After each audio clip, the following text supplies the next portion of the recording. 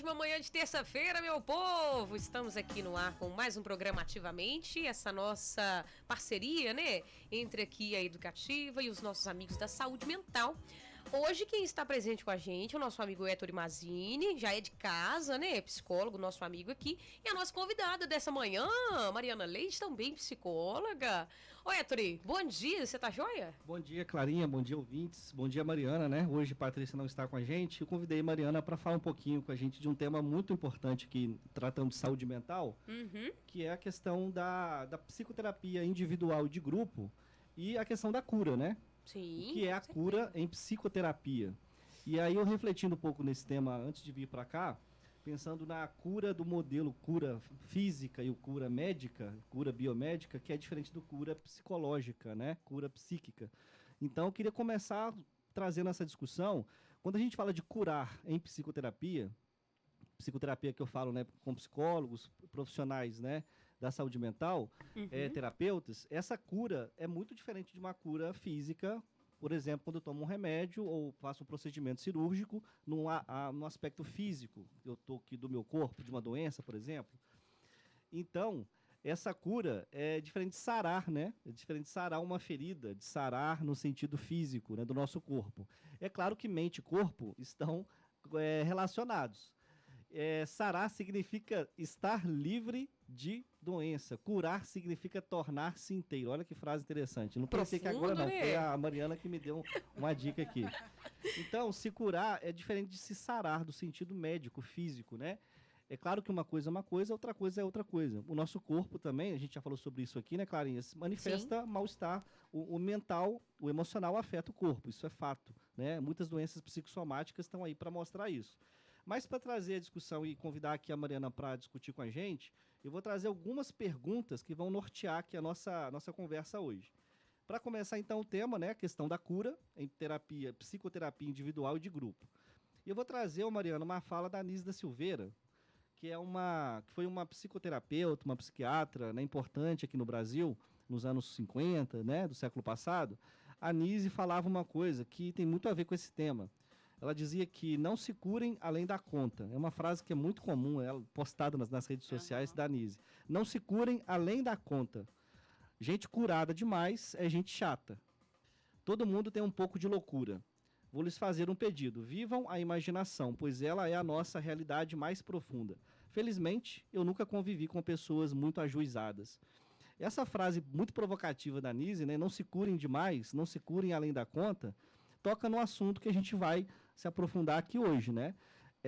Curar / cuidar psiquicamente, né, do ponto de vista emocional, sempre vai haver alguma coisa em nós que não é para ser curado, que é da nossa personalidade, que é das nossas características pessoais.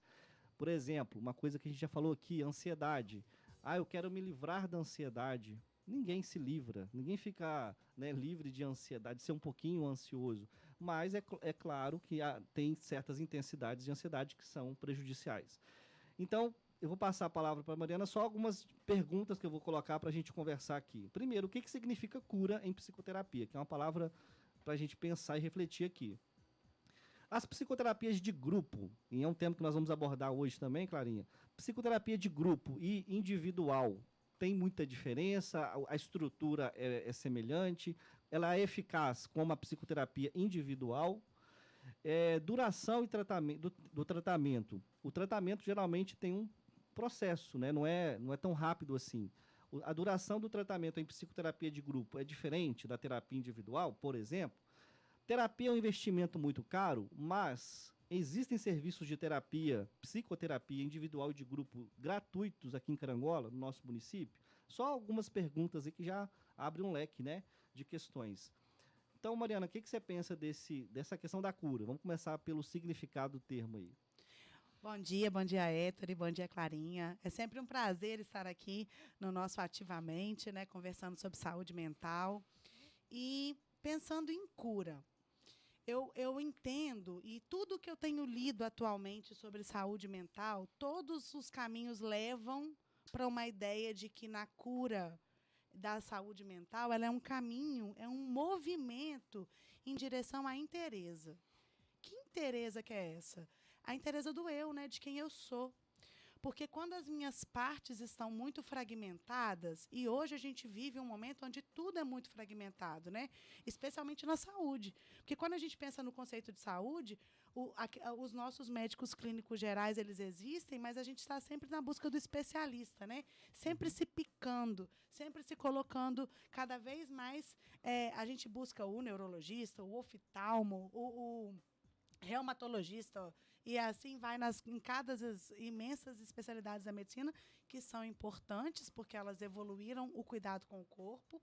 Mas quando a gente pensa na saúde da mente e desse corpo que a gente habita, a cura ela tem muito a ver com um caminho onde eu volto a me tornar inteiro. E eu volto a me tornar inteiro nesse momento presente que eu estou aqui agora. Pensando assim num exemplo da minha vida pessoal, eu me lembro que quando eu me tornei mãe, eu precisei ter um tempo onde eu voltei a me tornar eu mesma.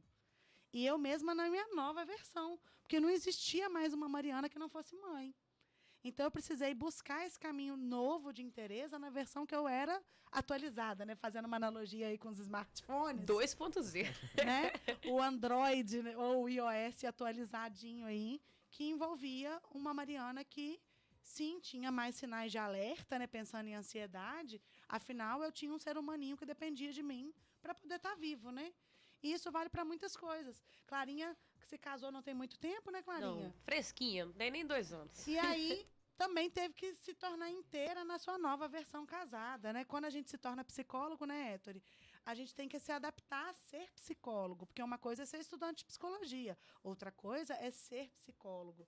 E isso também tem caminhos de interesse. E aí, inúmeros outros exemplos que a gente pode trazer dentro da nossa vida.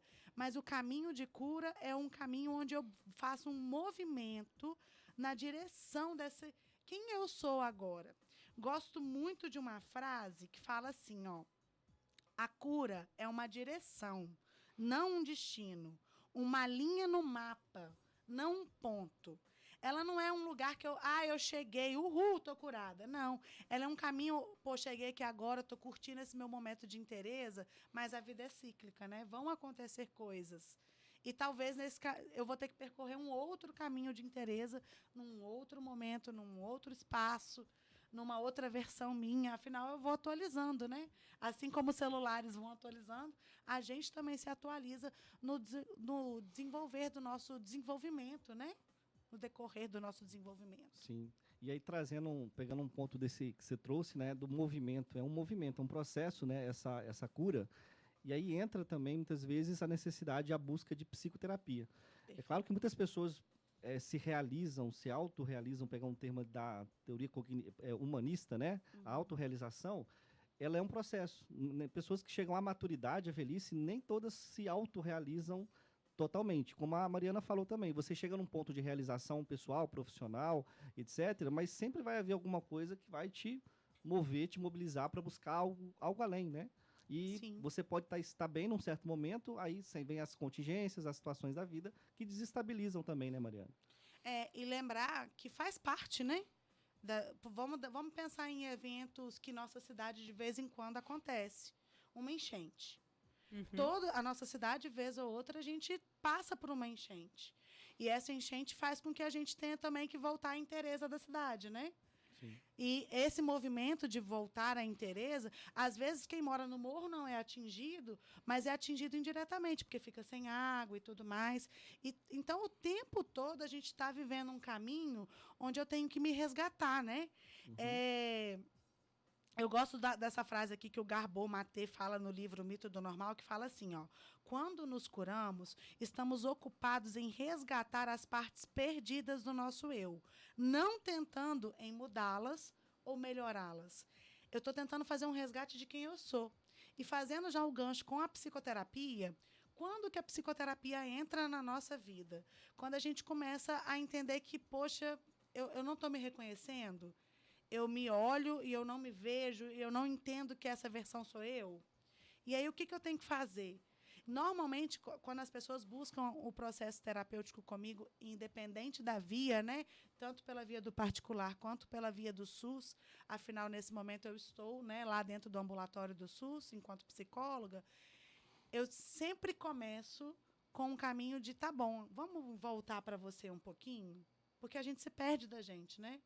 E aí, nesse se perder da gente, a gente perde pequenas coisas que fazem, às vezes, com que a gente se conecte com a gente mesmo.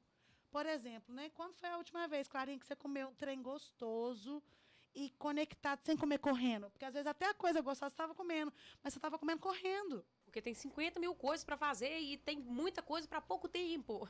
Exatamente. É quando a gente até já trouxe essas questões de desacelerar, de ter o nosso momento, mas parece que esses pequenos momentos são engolidos. Porque você faz uma vez e fala, nossa, é aquele seu momento, né? Que a gente, é o sonhado final de semana, né? Quando você vai ter aí o seu momento. Aí beleza, você vai, faz uma refeição ali devagar, prepara com gosto. Mas aí quando você pisca, já é segunda-feira, terça-feira, quarta-feira, e acaba que a gente se perde, né, nesse turbilhão de coisas, né? Fica muito... E o que faz com que esses momentos sejam engolidos, né? A palavra que você usou, achei interessante. Estou desfrutando de um momento que é, por exemplo, comer uma comida saborosa, mas estou naquela correria porque tem outra coisa para fazer.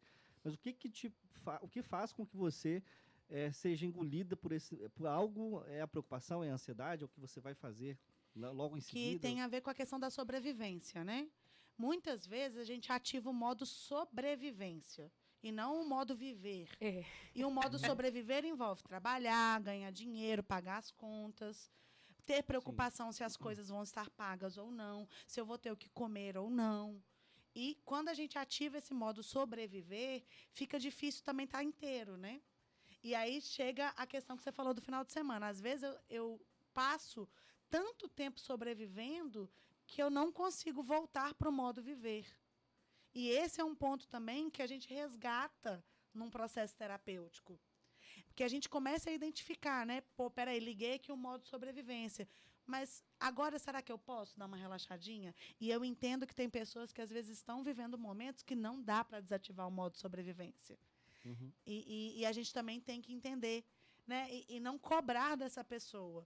Mas talvez ajudar essa pessoa a encontrar momentos em que ela possa desacelerar um pouquinho, sair desse modo de sobrevivência extremo. Afinal, quanto maior meu índice de sobrevivência, maior meu nível de cortisol, maior meu nível de estresse, né? Mas eu tenho que reconhecer que tem épocas da vida que a gente está com ele mais ligado. E aí, às vezes, eu preciso trabalhar em processos terapêuticos, independente se é em grupo ou se é individual, né? Peraí, dá para eu tirar uma horinha e focar em mim? E, às vezes, ir lá e tomar um banho? A gente, às vezes, esquece que a gente tem alguns momentos dentro da nossa rotina em que dá para a gente dar uma desligada do modo de sobrevivência. E aí eu começo com pequenas coisas, porque são as pequenas coisas que vão trazer, de fato, reconexão comigo mesmo. E para eu também identificar, pô, estou no modo sobrevivência, estou muito acelerado. Normalmente, o modo sobrevivência é que causa as crises de ansiedade, né? É quando eu estou lá tendo que sobreviver. Hoje, a gente não precisa matar um leão, né? Ou um bicho gigantesco, mas a gente precisa trabalhar, fazer dinheiro, né? Para poder colocar a comidinha, para eu poder ir lá no mercado, pegar a comidinha e levar para casa, né? E aí, Mariana, além desse modo sobreviver que você falou, que eu gostei dessa ideia, né, do modo sobreviver que não permite você viver, né, experienciar. Aí tem a questão do experienciar, né, que a gente trabalha muito em psicologia também nessa questão do você viver uma experiência com aquilo ou você passou por aquilo, viveu, sobreviveu, né, no termo que você usou. Eu pensei em outra questão, que é a questão do alerta contínuo, constante, né. A gente falou que no início da conversa sobre os estímulos, né, hiperconectados, o tempo todo, telas, conexões, etc. Esse estado de alerta contínuo, constante, também causa esse estresse aumentado, né? Você vai dormir já pensando em 300 coisas do dia seguinte. Como é que você vai descansar, de fato, nesse estado de alerta o tempo todo, né? Inclusive, quero deixar uma dica aqui, que você falou, já veio logo aqui um filmezinho. Ele é da Netflix, eu não sei se todo mundo vai ter acesso, mas quem tiver chama Orion e o Escuro. E aí tem uma cena muito sensacional.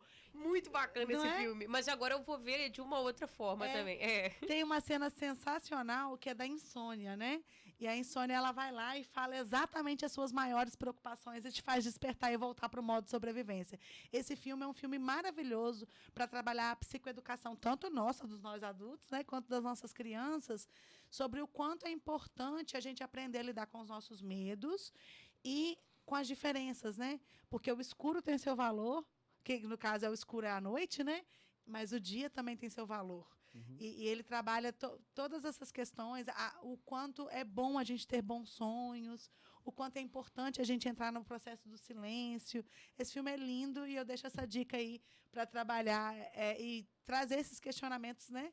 De como a nossa mente às vezes trabalha, e esse filme ele trata tudo isso de uma maneira muito lúdica e muito legal. Eu não sei se é porque a gente tá. Parece que todo mundo tá amadurecendo muito rápido, tem que fazer muita coisa ao mesmo tempo. A gente tá passando despercebidos e tá aprendendo muita coisa com esses filmes que, entre aspas, são para crianças. Parece que os filmes que mais trazem reflexões da nossa vida adulta hoje são os de desenho animado. O próprio Divertidamente. O Divertidamente. Agora, né, foi uma explosão dos cinemas. Adulto, criança, qualquer faixa etária, né? E a gente para e fica lá assim, que nem dois bobados. Fica, gente, mas pior que é desse jeito mesmo. Esse filme do Chorei Horrores, né? Que eu adoro filme de desenho animado e choro em todos, independente de ser feliz ou triste. Mas esse filme é muito incrível. Muito. Que traz essa reflexão, né? Da importância de tudo, né? E é interessante. É lançamento também esse, não? Ele tem uns 2 meses que lançou. Pouco tempo. Ele é recente, mas ele é da Netflix. Ele só tá na Netflix. Para aquela galerinha que tem como ver de outras maneiras, tem como achar ele. Orion e o Escuro. E ele traz claramente como funciona uma crise de ansiedade. Porque o Orion, que é o personagem principal, ele tem um processo de crise de ansiedade. E é importante também para a gente observar nas nossas crianças, né? Porque as nossas crianças também estão hiperconectadas e estão passando uma questão de ansiedade que a gerações anteriores, né, Héctor, talvez não vivessem tanto por conta também de não viverem hiperconectadas, né? E encontrar um equilíbrio entre a conexão e a desconexão, né, que o Zygmunt Bauman falava, né, do mundo online e do mundo offline, achar esse equilíbrio, ele talvez seja o ponto tão importante da nossa modernidade, né? A gente encontrar esse equilíbrio entre o mundo conectado e o mundo desconectado. Porque não dá pra tirar. Igual a gente fala, o problema é o celular, o problema é a internet. Não tem como. Hoje em dia não tem como você viver sem. Praticamente tudo que a gente faz está relacionado ou a um smartphone, ou à internet, ou alguma coisa tecnológica. Então, igual a Mariana falou, buscar equilibrar, porque não tem como desassociar, gente. Vou dar um exemplo aqui, isso que a Mariana trouxe, do desconectar e conectar, e cada um à sua maneira, né, Mariana, vai encontrar momentos disso, de desconexão, uma atividade física. Uma atividade física pode ser feita com fone de ouvido, pode, conectado, ouvindo música, ok, mas há momentos também de uma prática de meditação, oração, para cada um na sua experiência religiosa, que você pode vivenciar aquele momento, experienciar aquele momento, uma atividade física, uma caminhada, sem conexão, né? Nem que seja 1 hora no seu dia, que você tire no almoço, por exemplo, né? Cada um na sua tela ali, e todo mundo mais conectado do que presente na relação ali numa mesa, que hoje também é coisa rara. Momentos que você pode desconectar. E aí cada um vai encontrar a sua maneira, o seu momento dentro do seu dia, da sua rotina, né? E nesse caminho, pensando em processo terapêutico, e aí pensando em cura, né? A cura, então, é um caminho onde a gente vai buscar a inteireza. A inteireza de quem? A minha inteireza, a sua inteireza, a inteireza individual, né? E cada um tem o que te faz você se tornar inteiro, né? Às vezes, o que me torna muito inteiro é movimento. Eu sou uma pessoa que precisa estar me movimentando para eu me sentir um pouco mais inteira. A minha atividade que me relaxa, ou é dançar ou é fazer crochê, é movimento. E isso, quando eu começo a resgatar em mim o que me torna inteira, e isso, como eu falei, é individual, não tem uma fórmula pronta, tá? É um caminho que cada um tem que encontrar. Às vezes, a gente tem dicas, né? De como fazer, de como encontrar esse caminho. E é isso que a gente trabalha tanto na psicoterapia individual quanto na psicoterapia de grupo. Tá bom. Hoje, por exemplo, eu estava lá no meu grupo terapêutico, que acontece lá no SUS, e nós conversamos sobre a metáfora do porco-espinho, que tá um dia muito frio e tem muitos porcos espinhos. E aí eles pegam e se aproximam numa tentativa de diminuir o frio. Só que quando eles se aproximam, de se aquecer. E aí, quando eles se aproximam, eles se machucam. E aí eles se afastam, só que aí eles ficam com frio. E aí eles encontram um equilíbrio e uma distância segura onde o espinho do outro não cutuque o outro, né? E não machuque o outro. Numa distância segura, né? Não tão distante, nem tão colado. Nem tão perto, né? E dentro dessa metáfora, a gente refletiu aonde está o meu espinho, aonde está o espinho do outro, porque às vezes a gente só olha para o espinho do coleguinha, né? Claro. Nós somos perfeitos, né? É. A gente só olha para o espinho do outro. Mas e o meu espinho? Eu olho para quais são os meus espinhos? E qual é a distância segura que eu crio? Porque isso é se relacionar, né? É reconhecer que eu tenho os espinhos, o outro também tem, e a gente conseguir criar uma distância segura. E muitas vezes o que cria a nossa distância segura é uma palavrinha-chave chamada diálogo, né? Que é a base das relações, né? É a comunicação. E comunicação não é só comunicação verbal, né? Às vezes a comunicação também é uma leitura da comunicação não verbal. Sim. E com isso a gente vai construindo caminhos de inteireza, de cura. Porque quando eu entendo que eu também tenho espinho e que meu marido, minha mãe, meu pai, meu filho, meu amigo, as pessoas com as quais eu me relaciono, né, também têm espinhos e que eu tenho que aprender a lidar, isso tudo são caminhos de cura, de inteireza. E aí, Mariana, você falou de comunicação, pensei aqui na questão da fala em terapia, porque quando a gente pensa em psicoterapia, pensamos em fala, né? Tem que ir lá falar para alguém, falar para um psicoterapeuta, eu vou lá no SUS procurar a Mariana porque eu preciso falar com alguém, né? Ou seja privado ou público, enfim, né? A psicoterapia. Mas aí você tocou no ponto do não verbal também, né? Nem sempre o falar, a cura vem pelo falar em psicoterapia, sim, mas o não verbal também tem espaço ali, né? O silêncio do paciente, a resistência do paciente, ou até o não verbal, os gestos, a postura, a expressão, né? Como é que você vê isso no grupo e no individual também? Aí tem muitas formas, né? Eu sou uma profissional da psicologia que, inclusive, tenho dificuldade de adesão ao atendimento online por eu não conseguir enxergar o comportamento não verbal do meu paciente.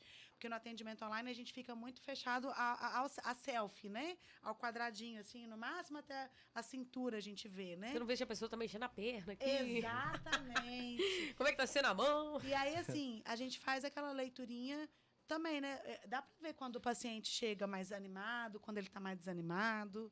Além, né, dos comportamentos de chorar, né? Se meu paciente está chorando, ele está me dando um sinal claro que ele precisa ser acolhido, né?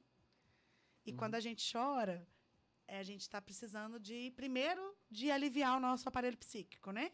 Lembrando que o choro ele é um sistemazinho de alívio, de tensão do nosso aparelho psíquico. Mas ele também está precisando ser acolhido, né? E o que é acolher? É ver qual necessidade que eu estou precisando ser atendida. Vamos pensar lá no bebezinho? Às vezes ele vai chorar porque ele está com a fralda suja. E aí ele precisa que a fralda seja limpa, porque incomoda a fralda suja.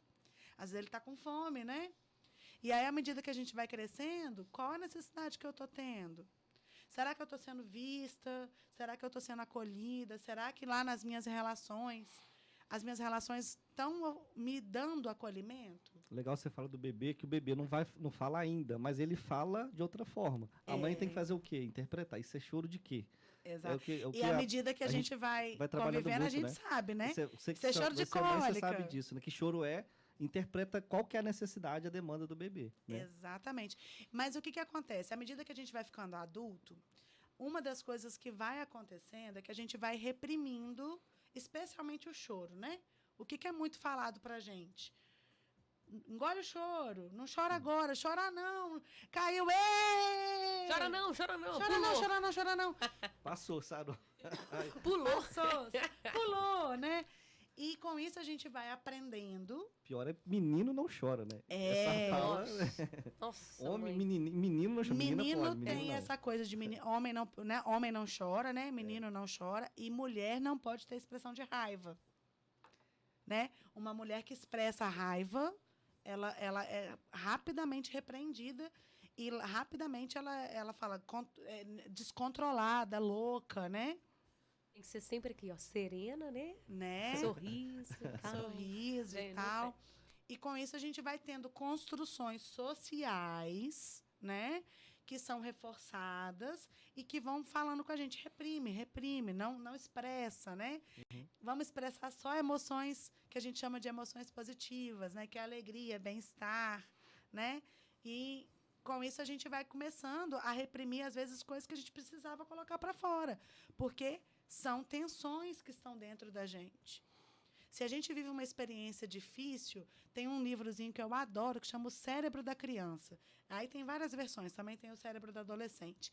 E que fala uma coisa que eu acho sensacional, que é assim, toda vez que a gente vive um evento que eu vou chamar de traumático, que também no livro do Mito do Normal, o Garbot também fala disso, que existe o trauma com T maiúsculo e o trauma com T minúsculo. O trauma com T maiúsculo é aquele trauma extremo, tá? Que é uma situação de violência extrema, onde a minha vida, de fato, estava num caminho de ameaça, tá bom? Eu vivi uma experiência onde a minha vida estava sob ameaça. Sei lá, vamos pensar de um acidente de carro, né? A uma situação de violência extrema. Eu apanhei, ou eu fui vítima de uma violência, ou de uma violência sexual, e etc. E aí desenvolveu até um transtorno, né? Estresse Isso. pós-traumático. E esse outros, é o trauma, né? com T maiúsculo, que é aquele trauma que a gente tem, inclusive, construção científica para ele. Mas existem os traumas com T minúsculo, né? E que a gente pouco fala deles. Ou que a gente acaba deixando eles para lá. Por exemplo, né? Alguma privação que eu tive na minha infância, tá bom? Sei lá. Na minha infância, ninguém me acolhia. E aí eu cresci não tendo acolhimento e estruturei a minha personalidade em torno desse não acolhimento. Uhum. Isso é um trauma com T minúsculo, né?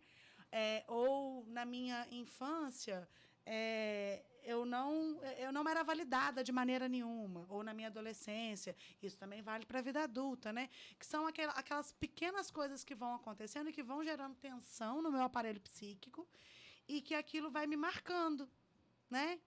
Por exemplo, estava num relacionamento ótimo e do nada esse relacionamento termina, sem uma explicação, a pessoa some, desaparece. Hoje, no mundo online e offline, é muito comum, né? Uhum. E isso não é só para relacionamento amoroso, né? Amizade. Às vezes eu era muito amiga daquela pessoa, essa pessoa desapareceu. E aquilo me gerou uma dúvida, né? O que eu fiz? E isso é um pontozinho que eu preciso ir lá e olhar para aquilo e meio que entender por que foi que aquilo que aconteceu. E se eu não tenho uma resposta do outro lado, fica até mais difícil, né? De eu fazer essa reflexão.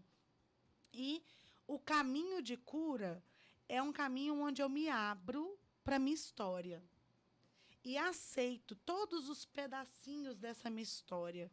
Os pontos legais, né? Por exemplo, me formar em psicologia, me formar em dança, me tornar mãe, são pontos da minha história assim que estão lá naqueles marcadores de quem eu sou, que eu olho para eles com muito amor e com muito carinho. Mas eu também tenho marcadores difíceis e que eu olho para eles e penso, queria colocar, né, dentro de uma caixinha e fingir que eles não aconteceram. Só que se eu faço isso, eu estou reprimindo uma parte de mim que talvez eu precise olhar, né? E aí, olha que interessante que o Garbot fala. Ele fala assim, a cura real significa apenas nos abrir para a verdade da nossa vida, passada e presente, do modo mais simples e objetivo que formos capazes. Reconhecer onde fomos feridos e, até onde conseguirmos, fazer uma auditoria sincera do impacto dessas feridas na forma como elas influenciam nossa própria vida e daqueles que nos cercam. Porque, às vezes, um evento, uma experiência que eu tive difícil me moldou, né? Às vezes, eu tive um relacionamento difícil e aí aquilo me fechou para eu nunca mais me relacionar com ninguém, por exemplo. Então, eu preciso me investigar e dar espaço, né? E não colocar isso como uma regra, que na teoria cognitiva, né, que é da TCC, a gente fala em generalização. É quando eu pego aquela experiência e acho que vai ser assim para sempre. Não é bem por aí, né? E quando eu começo a dar espaço para quem eu sou e para a minha história, e entender também os momentos da minha história de vida que não são tão legais, eu começo um caminho de cura. E você me fez pensar também, Mariana, no conceito de crise, né? Nas crises da vida, né? Infância, adolescência, as mudanças por exemplo, a mudança da infância para a adolescência gera crises, gera mudanças, alterações psíquicas, físicas, para a vida adulta, para a velhice. Esses marcadores que você trouxe, essas crises que nós vivemos em cada período, né? O Erik Erikson vai chamar isso das crises do desenvolvimento. A adolescência talvez seja a principal delas, porque na adolescência essa crise ela é delimitadora para eu me constituir como adulto, maduro, né, autônomo, etc. Só que muitas dessas crises a gente não vai trabalhando bem, né, usar a palavra solucionar, mas não é um termo correto, vai solucionando, vivenciando essas crises, mas não da melhor forma. E aí aquela crise na adolescência não bem resolvida vai gerar efeitos cíclicos, né, na vida adulta, na velhice. Por que eu tenho dificuldade de relacionamento? Por que eu tenho dificuldade com isso, com aquilo outro? A gente vai fazendo essa autoavaliação que você trouxe, né, Mariana? E pensando os pontos dessas crises no passado que eu não trabalhei bem, que eu não resolvi bem. Um término, uma adolescência conturbada, né? O trauma com T maiúsculo lá que você viveu na infância ou na adolescência que não foi bem superado. E tudo isso vai gerando essas crises, né? E lembrando que superar o trauma, né, a gente tem uma ideia de que superar o trauma é tipo esquecer, né? E não é. E eu digo com todo o meu amor e meu carinho, não é esquecer, é dar lugar e reconhecendo que aquilo foi muito difícil de se viver, que aquilo realmente eu não gostaria que ninguém vivesse nada parecido, sabe? Por exemplo, quando, independente do lugar que eu estou inserida no lugar de psicóloga e eu atendo, por exemplo, vítimas de violência, a minha primeira fala é sempre sinto muito. Se eu pudesse escolher e se eu fosse capaz, eu não permitiria que você vivesse isso que você viveu. E isso cabe para qualquer faixa etária, né? Sim. Se a gente pudesse, de fato, né, a gente não gostaria que ninguém passasse por nenhuma situação. Mas também faz parte a gente ter essa autocompaixão, né? Que é quando eu olho para a minha história de vida e reconheço que nela tem pedaços muito delicados e muito difíceis, e olho para ela também entendendo que, nossa, foi horrível isso aqui que eu vivi. Mas eu vou deixar esse lugar aqui de reconhecimento de que foi horrível e de que, inclusive, eu sobrevivi a isso. Uhum.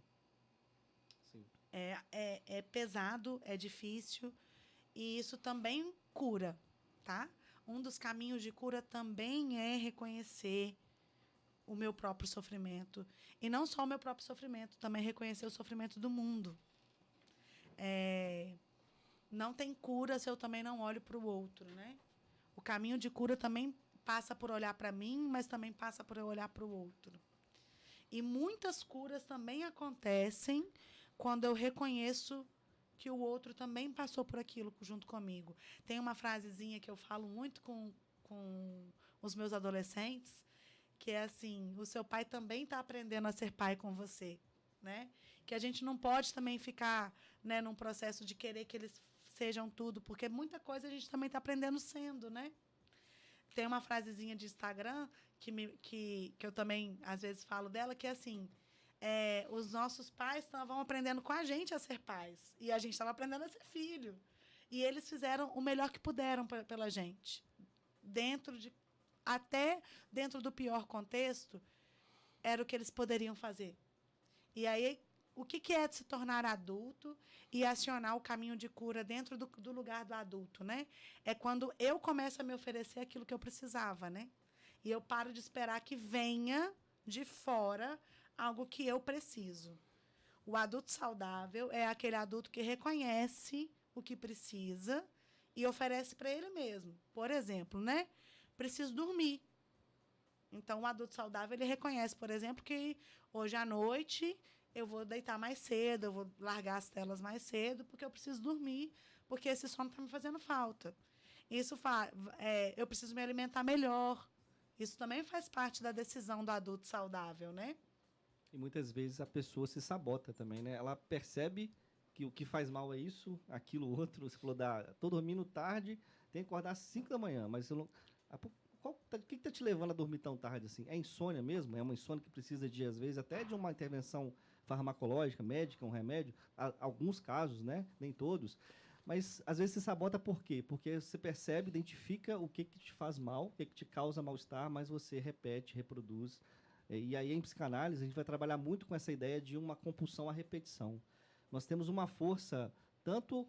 A repetição tem um lado bom, tem um lado positivo, né? A gente repete no dia a dia várias coisas. Tem uma repetição saudável. Mas tem repetições, né, Mariana? Talvez você veja na clínica isso, pacientes que se queixam de uma coisa que não consigo largar esse vício. Sim. Essa dependência de jogo, de internet, de cigarro. Mas o que leva a continuar, né? Que força é essa que compele a pessoa a repetir o erro ou o sintoma, né? Tem até um livro que eu sugiro, né? Que é de um psicanalista, Por que repetimos os mesmos erros? Ele vai trabalhar essa questão da repetição, a força de repetição que opera em todos os indivíduos, desde o nascimento até a morte, só que às vezes opera num sentido que causa sofrimento, que causa sintoma. Um exemplo da dependência virtual de jogos, né? Mas a repetição também que é benéfica, que é saudável. Como que você vê isso na clínica, Mariana? A repetição e os pacientes não conseguir deixar esses comportamentos repetitivos. A repetição, geralmente ela vem para mostrar que eu não estou conseguindo ainda construir um caminho diferente. Uma das coisas que a gente trabalha é uma coisa que, dentro da TCC, a gente chama de reestruturação cognitiva, que é quando eu começo a conseguir construir novos caminhos de raciocínio para aquilo. Mas não é fácil, né? Uma das coisas que eu brinco muito, que às vezes chega paciente falando assim, 2 meses eu estou bom? Aí eu falo assim, quanto tempo você demorou para chegar no lugar que você está? Aí, se você demorou 10 anos, talvez 2 meses seja pouco, né? Quanto tempo você demorou entre o caminho, né, de você começar a perceber? Porque o processo terapêutico não começa lá no momento que a pessoa senta lá na terapia, não, sabe? O processo terapêutico ele começa com uma decisão de, opa, isso aqui que está acontecendo comigo tá ruim e eu preciso mudar. Porque se eu não mudar, eu vou continuar percorrendo os mesmos caminhos. Então, ele sempre começa com uma tomada de decisão, e essa decisão, às vezes, entre a decisão e chegar mesmo na terapia, para os que chegam, às vezes demora 1 ano, 2, 3. Mariana, você falou de decisão, pensei também em motivação, né? Sim. Por exemplo, às vezes o paciente está muito motivado, eu vou fazer, vai melhorar, mas tem paciente que está com baixa motivação. Eu vou porque minha mãe quer que eu faça terapia, porque o médico indicou, né? É muito comum essa indicação de terceiros. E aí você avalia a motivação. Você veio aqui porque o médico insistiu que você tem 3 anos, um homem adulto que descobriu uma depressão, né? O médico psiquiatra diagnosticou. E aí, olha, tem que fazer terapia também. E ele demorou anos para buscar psicoterapia. Olha a motivação dessa pessoa, né? Para o processo. Porque terapia envolve perspectiva de você mudar de comportamentos, se avaliar, né? Mudar de posturas, posições. Então, não é nada fácil. E essa motivação, às vezes, é muito baixa, às vezes é muito alta. Depende muito de cada caso. Depende muito. Uma coisa que eu sempre converso, que nem criança e nem adolescente vai para terapia. O adulto ele já tem mais essa autoconsciência, né? Uhum. Quando ele chega e procura, e quando ele vai também empurrado por alguém, geralmente ele não fica, tá? Porque tem uma coisa chamada também responsabilidade. E uma coisa que eu trabalho com os meus pacientes quando eles chegam é assim, você quer estar aqui? Porque se você não quiser estar aqui, e isso, gente, vale para o contexto do particular quanto o contexto do SUS. Lá no contexto do SUS eu falo igualzinho. Porque se você quiser estar aqui, eu estou aqui para te ajudar, para te dar a mão, vamos percorrer esse caminho aí junto. Agora, porque existe uma coisa chamada que é a responsabilidade, que é a autorresponsabilização, né? Que é quando eu começo a me responsabilizar por mim. Sim. E isso começa lá na infância, né? Quando eu começo a entender que eu tenho tarefa de casa, que eu tenho que guardar minhas coisas, que eu tenho que colocar as coisas no lugar. Lá na adolescência, quando eu começo a ter meus pequenos compromissos. E na vida adulta, com toda a demanda da vida adulta, né? A vida adulta é um sobreviver sozinho, né? Não tem ninguém... às vezes eu tenho parceiros, mas não tem ninguém me fazendo mais sobreviver. Porque na infância e na adolescência, tem alguém ali gerindo o seu processo de sobreviver. Uhum. Na vida adulta, eu preciso gerir isso, né? Eu preciso me alimentar, eu preciso ir no banheiro, eu preciso tomar banho, eu preciso lavar cabelo, eu preciso, no caso dos homens, fazer a barba, né? Se quiser fazer ou não. Eu preciso cortar minha unha, né? Eu preciso dormir. Eu preciso perceber se o que eu estou comendo está saudável ou não. E aí, voltando para... Você falou do contexto SUS, né, ambulatório ou psicoterapia particular, eu pensei na questão do investimento de dinheiro. Não é só dinheiro, né? Não é só de dinheiro que se trata. Quando o paciente paga, claro que ele está pagando lá numa consulta médica com um psicólogo, tem um investimento financeiro também ali que ele está fazendo. Mas é o desejo, né? Você pergunta para o paciente, você quer estar aqui? E qual que é a sua responsabilidade em estar aqui, independente se é no SUS, se é no público ou se é no privado, né? Tá para além do investimento financeiro. Tem algo também do desejo, da motivação e da responsabilidade do paciente por aquele dia, aquele horário, aquela coisa do contrato, né, Mariana? Sim, e uma coisa que... semana passada, um paciente adolescente querido meu, a gente fazendo uma dinâmica, e aí ele tinha uma ilha, pensando na ilha lá do Divertidamente, ele tinha uma ilha das obrigações. E aí ele colocou várias coisas que estavam dentro da ilha das obrigações dele. E aí eu falei com ele, eu não quero entrar nessa ilha. A terapia não pode entrar nessa ilha. Porque só tinha coisa ruim, tá? Era ir na escola, tudo que era obrigação, assim. Ir no inglês, e não sei o que lá, só obrigação, arrumar o quarto. Aí eu falei, não, eu quero uma ilha para a terapia. Porque vir na terapia tem que ser um momento em que você goste de estar aqui. Porque senão não tem mudança. Porque o caminho de mudança ele não tem cura. Porque o caminho de cura envolve eu me responsabilizar pelo que eu estou sentindo e entender qual é o meu papel nessa história, que aí vai lá na dinâmica do porco espinho, né? Qual que é o espinho meu que está espetando também, que está me fazendo ficar mal. Né? Que é a autorresponsabilização.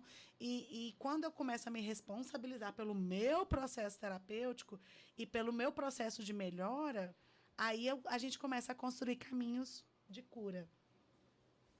A relação de confiança também, né? Fiquei pensando enquanto você falava, quando a gente está com alguma demanda de saúde, de cuidado em saúde, seja físico, mental, agora eu vou ampliar um pouco o leque.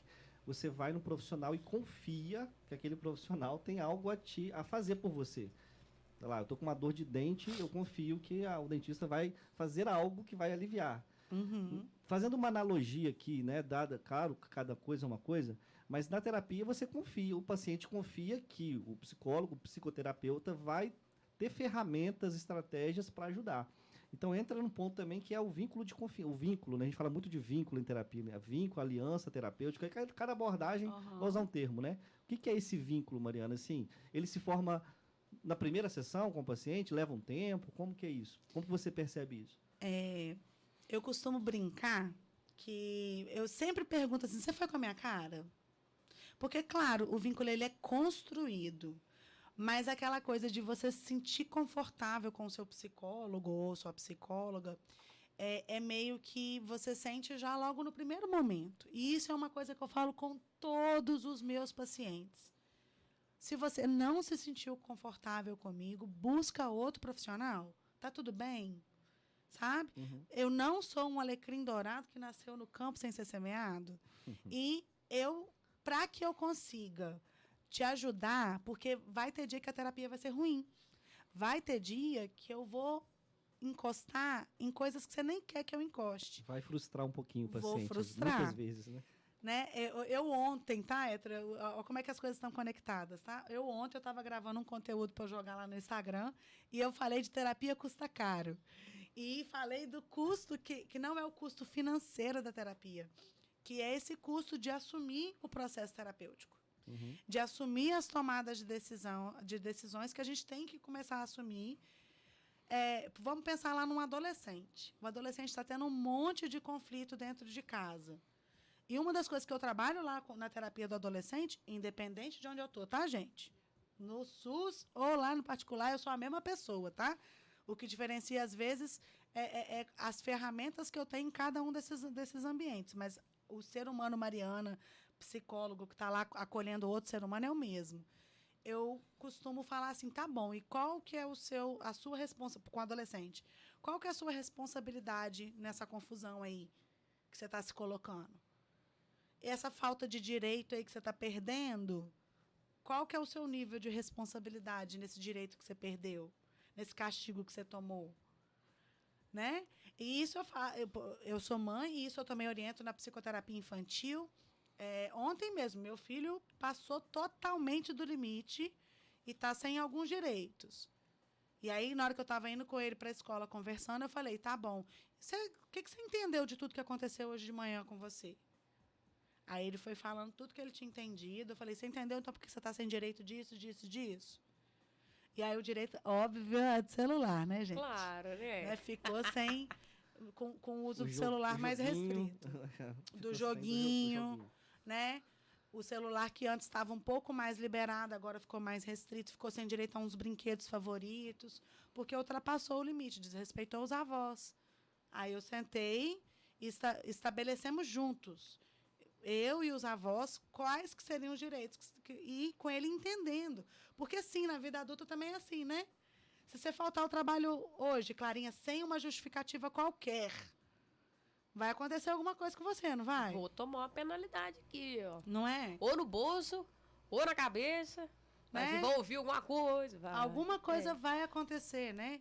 Porque, assim, e quanto mais a gente assume a responsabilidade pelos nossos atos, pelas nossas ações, maior é o meu caminho de processo terapêutico também, porque terapia também é aprender a entender onde é a minha responsabilidade nesse caos. E quando eu não tenho responsabilidade, eu aprender a dar um passinho para trás e não querer trazer ela para mim, né? E tem as funções de cada um. E a colaboração, né, Mariana? Não é é um trabalho colaborativo. O paciente, o analista, tem essa ideia de que o analista é muito neutro, não fala, só fica escutando. Tem intervenções. O analista, o terapeuta, o psicólogo tem seus papéis ali, mas o paciente também tem a sua via, o seu processo. Então, conjugar esses dois fatores aí, a posição do terapeuta, mas também a postura, a posição do paciente que, né, tem algo a dizer, algo a trazer ali. São relações, é uma relação, né? É uma relação de trabalho. Então, isso é importante. E é uma relação de trabalho que também é terapêutica, né? É uma relação que é construída num processo de vínculo, de confiança. E que, como eu falei, ela é um processo construído. Às vezes, eu tenho pacientes que no primeiro encontro já estão ali entregues àquela relação. Eu tenho pacientes que demandam 1, 2, 3, 4, 5, às vezes 10 encontros. Eu queria te fazer uma pergunta para a gente já ir para o final, né? Que está quase, já está no final, nos finalmente aqui, sobre grupo, né? Eu queria focar um pouco mais sobre o grupo. Existem normas, regras, limites no funcionamento de uma terapia de grupo? A terapia de grupo, ela é mais ou menos eficiente que uma individual? Como é que você percebe isso na prática, Mariana? Na minha prática, eu acho equivalente. A terapia individual e a terapia de grupo, elas são muito equivalentes. O que eu converso muito com todo mundo que eu atendo no grupo e no individual. Uma coisa não anula a outra. Porém, vamos pensar no contexto SUS. É humanamente impossível eu fazer 100 atendimentos por semana. É humanamente impossível. E aí, às vezes, numa terapia de grupo, eu reúno 20 pacientes em 1 hora e ali eu dou suporte. E ali, ele, além de ter um processo terapêutico muito legal, ele tem um momento que ele sabe que ele pode contar com aquele profissional. E ele pode ter acesso e conversar com aquele profissional. E, de acordo com como for, marcar para ter um momento individual, porque, às vezes, a coisa é tão grande que não dá para ser colocada ali no grupo. Uma coisa não exclui a outra, né? E eu participar de um grupo terapêutico, eu posso participar, fazer também um processo individual, né? Com certeza. Uma coisa não anula a outra, especialmente nos grupos terapêuticos que nós temos pela via da saúde pública aqui em Carangola. Esses grupos, eles não anulam em nada você estar fazendo psicoterapia individual. Muito pelo contrário. Estou para te falar que eles fortalecem, inclusive, para quem quer fazer os dois, uma casadinha, é maravilhoso. E eu tenho muitas pacientes que já estão comigo há mais de ano só na terapia de grupo. Porque lá a gente discute coisas importantíssimas. É um momento que a gente troca. E aí tem as regrinhas, né, da terapia de grupo, que a gente fala, todo início da terapia a gente fala. A regrinha número 1 da terapia de grupo é que o que se fala lá, fica lá. O que a gente leva da porta para fora são as experiências que a gente troca. A regrinha número 2 é que lá a gente não dá conselho. Porque conselho, se fosse bom, a gente dava. Ninguém tem que nada lá, não. Lá eu falo assim, olha, quando eu viver uma coisa parecida com essa que você está fazendo, eu agi assim, assim, assim, assim. Eu troco experiência. Então, lá não tem conselho, lá tem troca de experiência. Faz isso que vai dar certo. Não existe essa receita, né? Não existe. A terceira regrinha lá do nosso grupo terapêutico é que a gente não discute temas polêmicos. Política, religião e futebol. A gente não discute lá dentro. O que a gente discute é o que está acima. Quando a gente vai falar de algum tema religioso, a gente fala de religiosidade. A gente não discute as religiões. Espiritualidade no sentido maior. Espiritualidade no sentido maior. E a última regrinha é que tem que desligar o celular. Ou deixar ele no silencioso. Para que, que a gente fique lá no momento presente, conectado com o momento presente. E com essas regrinhas a gente vai desenvolvendo. Inclusive, vou aproveitar a oportunidade e deixar o convite. Toda terça, 9h, tem o grupo terapêutico de mulheres lá na Policlínica de Saúde. Eu ia falar o SF, de tão habituada que eu estou. Mas é lá na Policlínica de Saúde, o famoso SUS. O pessoal chama de SUS, né? Aqui em Carangola a gente fala o SUS. Perto do Meloviana ali, né, Mariana? Isso, do ladinho do Meloviana, lá na Policlínica de Saúde, terça às 9h. É um grupo voltado para o atendimento de mulheres. Então, é um grupo só para mulheres. E para chegar lá nesse grupo, tem que passar pelo postinho primeiro? Não. Não precisa, é só ir. Tá. É só ir, literalmente. Para esse grupo terapêutico, é só chegar lá, bater na porta e falar assim, vim para o grupo. Tá? E chegar às 9h. Porque tem gente que às vezes chega atrasado e aí o grupo está em andamento e isso também é um comprometimento, né? É uma responsabilidade, né? Sim. E tem um outro grupo terapêutico que é voltado para o público jovem e adolescente aqui da cidade, que acontece às quintas, 3h30. Toda quinta, 3h30 às 4h30. O grupo de mulheres é de 9 às 10, na terça, e às quintas, de 3h30 às 4h30, a gente tem o grupo terapêutico voltado para o público jovem. Esse grupo é misto, pode ir meninos e meninas. E é um grupo também muito legal, que eu estou tendo resultados maravilhosos e feedbacks muito legais. E o melhor, tá, gente? No SUS, de graça, tá bom? É só ir. E aí, para reforçar, Mariana, a sua fala dos grupos, né? Tem grupos que são mistos, como você falou, por exemplo, adolescentes. O grupo tem meninos e meninas adolescentes. Agora, tem grupos que são mais... por exemplo, só gênero masculino, só feminino, isso varia muito, né? Não tem uma regra para isso, não, né? Não tem. Eu estou até tentando construir um grupo misto adulto. Eu ainda não consegui, porque a demanda lá do SUS é muito alta. E aí é uma linha tênue, porque se eu abro um outro grupo, eu tenho que diminuir a quantidade de horas que eu atendo individual, né? E o atendimento do grupo, ele não dura só o momento do grupo. Ele tem um antes, o durante e um depois, né? Depois do grupo sempre tem alguma situação que eu tenho que dar algum tipo de suporte. Então, ele ocupa aí... não é só aquela 1 hora profissionalmente falando, né? Mas eu estou aí numa tentativa de criar mais um grupinho terapêutico lá no SUS, para a gente poder ter o público misto. Inclusive, eles me cobram, tá? Às vezes, quando está saindo aquele monte de mulher lá da sala do grupo terapêutico, da sala de reuniões, os homens falam, e pra gente? Quanto que vai ter? Então, é uma demanda aí que a gente quer sanar. Ainda, se possível, esse ano a gente vai ver se consegue. E é muito bom você falar isso, Mariana, que tem no SUS, é gratuito, né? Tem um serviço de qualidade, grupos terapêuticos no SUS, aqui na Policlínica, ambulatório, conhecido como SUS em Carangola, né? Mas é do lado do Meloviana aqui, centro de Carangola. E eu queria só acrescentar que tem nos CAPs, tem grupos terapêuticos. Exatamente. Mas são os grupos terapêuticos dos pacientes que são daqueles serviços. Por exemplo, no CAPS 1, quando eu estava trabalhando lá, tinha grupo de homens, grupo de mulheres, grupos mistos também. Então, nos dispositivos da saúde mental, que são os CAPs, a Policlínica também é saúde mental, não deixa de ser, né? Mas nos CAPs tem grupos também que acontecem, né? Mediados por psicólogos, por outros profissionais também que não são psicólogos. Só pode ser psicólogo para fazer grupo, para mediar um grupo? Não, pode ter outra formação. Mas, né, a Mariana está falando aqui como psicóloga e atuando aqui na nossa Policlínica, tá? Para a gente encerrar, então, Mariana, queria que você deixasse algumas considerações sobre grupo terapêutico, cura, o que você quiser falar. Muito bem, gente. Então, para a gente fechar, vamos lembrar que a cura ela é um caminho de buscar a inteireza do eu. E ela é um caminho individual. Ninguém consegue planejar a trajetória de cura de outra pessoa, porque não é assim que funciona. Não existem mapas para algo que precisa encontrar o próprio arco individual. Quem falou isso foi o Gabor Maté. Não adianta eu querer que o outro faça terapia, busque ajuda, né, se cuide, porque esse é um processo que ele é individual. As únicas pessoinhas que a gente busca ajudar são crianças e adolescentes. Se eu estou lidando com um adulto, a gente está falando de um caminho que é individual. mas também vamos olhar com compaixão, porque às vezes o outro não está conseguindo, né? E às vezes precisa que a gente dê a mão e vai lá e ajude. E na terapia de grupo, ela é tão importante quanto a terapia individual, e uma terapia não anula a outra. Então, está precisando de ajuda? Busca lá na Policlínica de Saúde. Nesse momento, a gente está com a policlínica coberta com todos os horários, manhã e tarde, com psicólogo. Tem psicólogo lá de segunda a sexta, manhã e tarde. Então, a gente está com uma cobertura bem interessante na nossa via SUS.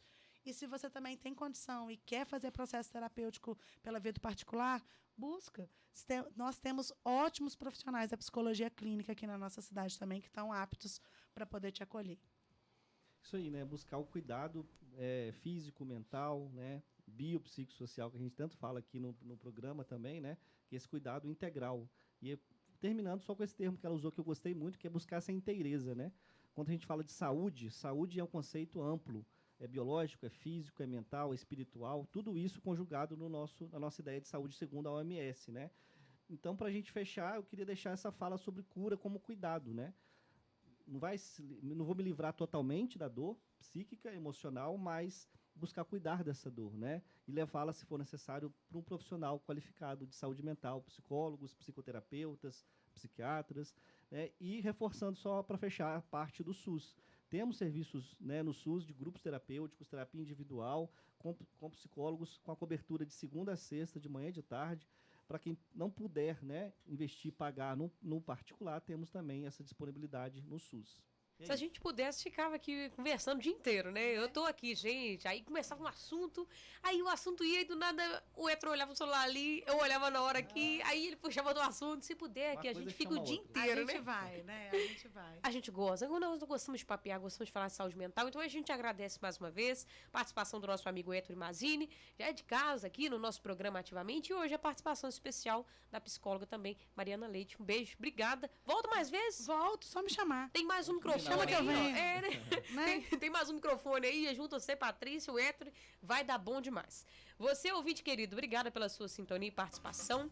Daqui a 15 dias nós retornamos, vamos ver que dia que vai dar aqui. A gente vai se encontrar no dia 3 de setembro com um novo tema, um novo assunto, falando sobre saúde mental para manter a nossa mente sempre ativa. Um beijo. Ativamente. Cuidar da sua mente é cuidar de você. Você quer ganhar um iPhone 15? Chegou a sua chance.